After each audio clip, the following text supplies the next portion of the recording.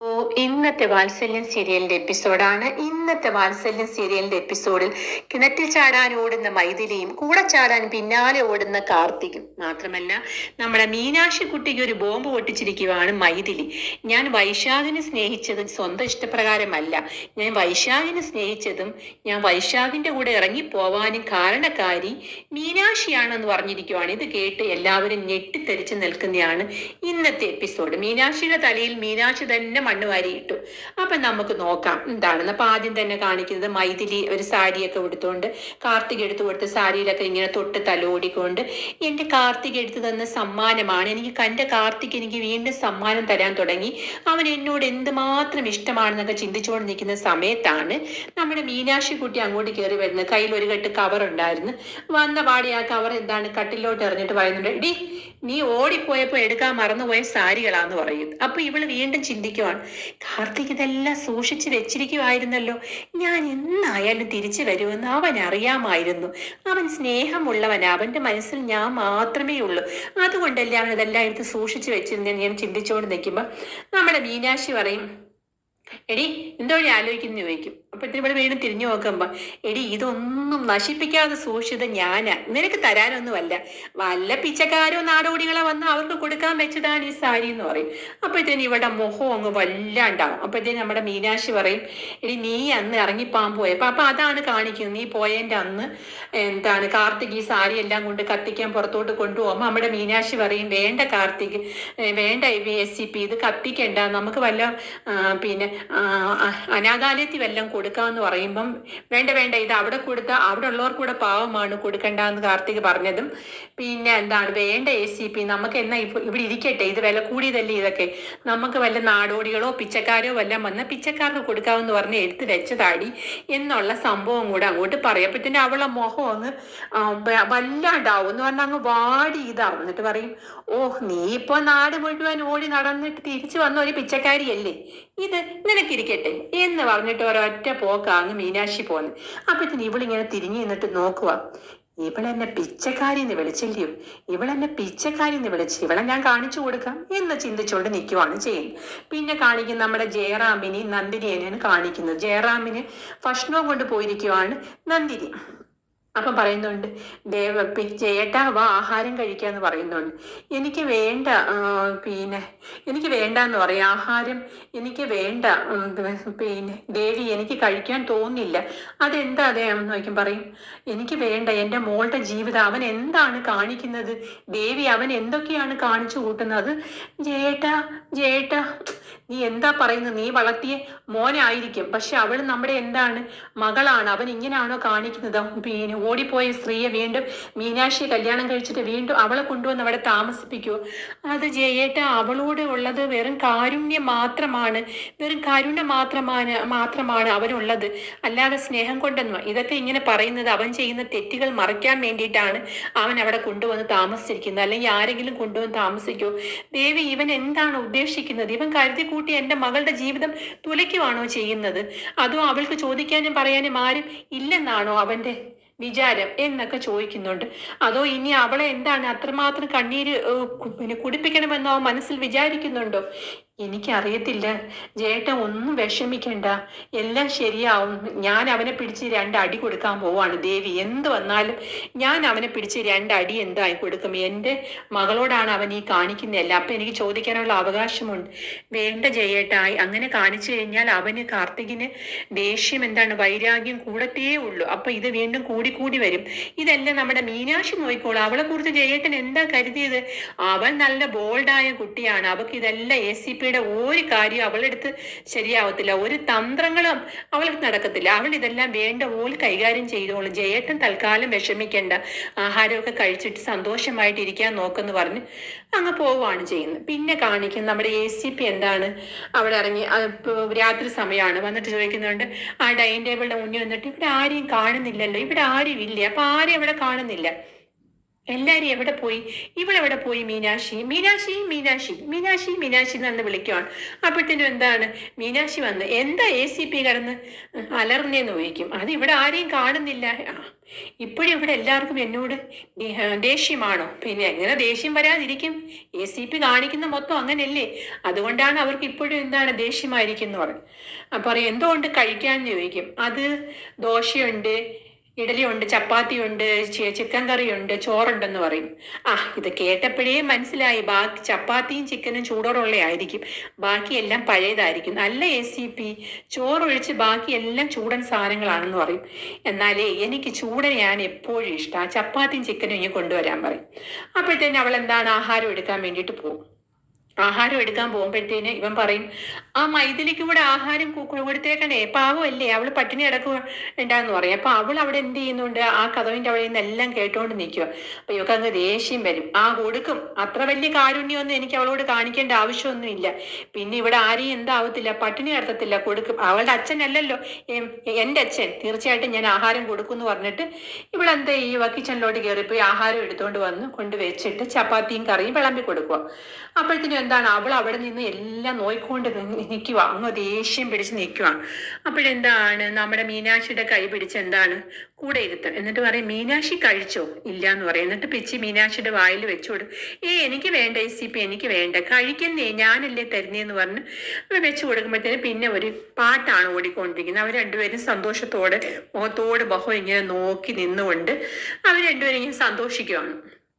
സന്തോഷിക്കുന്ന സമയത്ത് ഇവളതെല്ലാം കണ്ടുകൊണ്ട് നിൽക്കുവാണ് ചെയ്യുന്നത്. ഇവക്ക് സഹിക്കാൻ പറ്റുന്നത് പറഞ്ഞ മീനാക്ഷിക്കുട്ടി എന്നും മീനാക്ഷിക്കുട്ടി എൻ്റെ സ്വന്തമാണ്, മീനാക്ഷിക്കുട്ടി ഇല്ലാതൊരു ജീവിതം എനിക്കില്ല, ഞാൻ മീനാക്ഷിക്കുട്ടി ഇങ്ങനെ സ്നേഹിച്ചുകൊണ്ടേയിരിക്കും എന്ന് പറയുന്നുണ്ട്.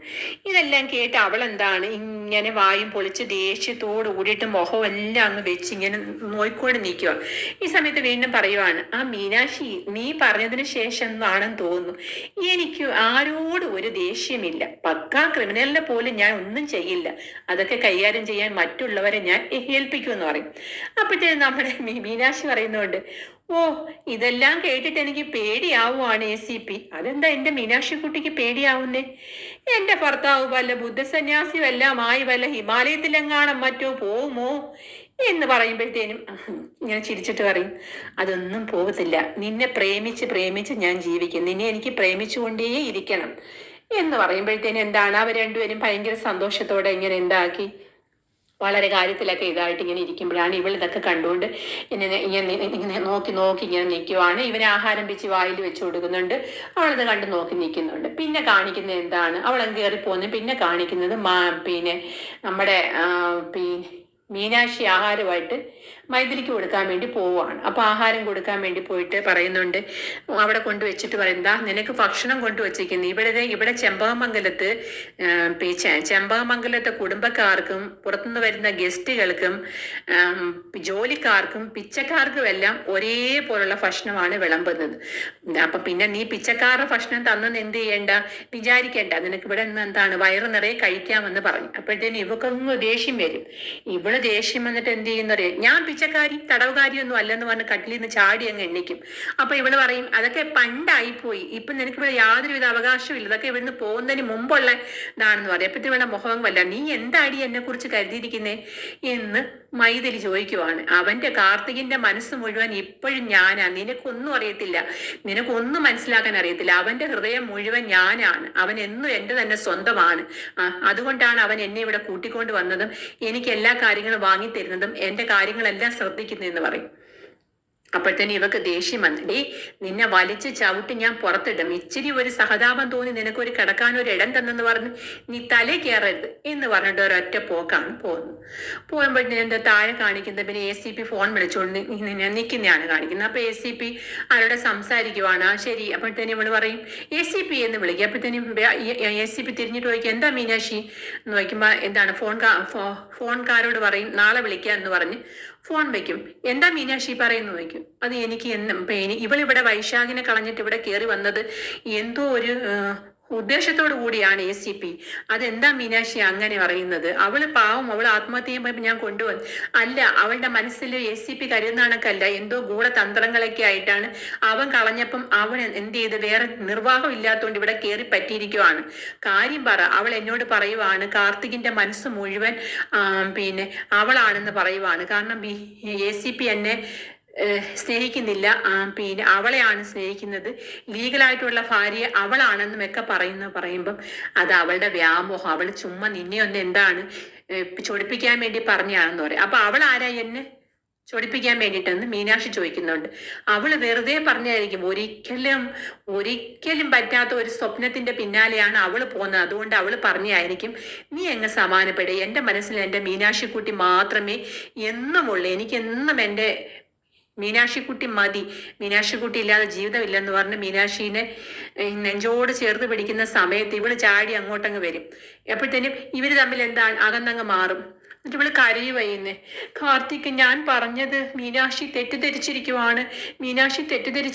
ഞാൻ ഇനി ജീവിക്കുന്നില്ല, എനിക്ക് ഇനി ഇവിടെ താമസിക്കണ്ട, എനിക്ക് ആത്മഹത്യ ചെയ്താൽ മതി.